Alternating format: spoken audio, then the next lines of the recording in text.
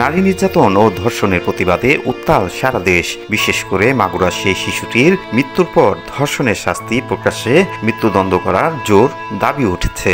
বর্তমান পরিস্থিতি নিয়ে নিজেদের উদ্বেগের কথা জানিয়েছেন বিনোদন জগতের তারকারাও। তাদের মধ্যে একজন অভিনেত্রী চিনা শানু স্বাগতা। সবাই প্রতিবাদ করছে, কিন্তু এরকম ঘটনা তো ঘটছে অহরহ। ধর্ষণ প্রসঙ্গে বলতে গিয়ে স্বাগতা নিজের ভেরিফাইড ফেসবুক অ্যাকাউন্টে দেয়া এক পোস্টে তার জীবনের বাস্তবতার কথা তুলে ধরেন। পোস্টে স্বাগতা লিখেছেন, আমার নিউজ ফিডে প্রচুর পুরুষকে দেখছি দর্শকের বিরুদ্ধে জোর প্রতিবাদ জানিয়েছে, কিন্তু এর মধ্যে অনেকেই আমাকে কাজের বিনিময়ে শোয়ার শর্ত জুড়ে দিয়েছিল। রাজি হয়নি বলে চিরতরে কাজের সুযোগ বন্ধ করে দিয়েছে। প্রশ্ন হচ্ছে, তারাও কি ধর্ষক নয়? এই পরিস্থিতি থেকে আমাদের চুপ থাকা উচিত। আমি তখন বললাম, না, অবশ্যই না।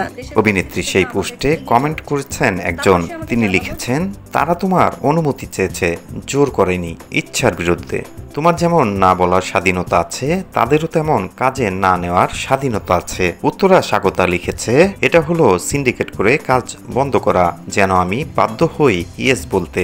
টেকনিক্যালি ধর্ষণ, যদি কাজ করতেই হয় তাহলে রাজি হতেই হবে।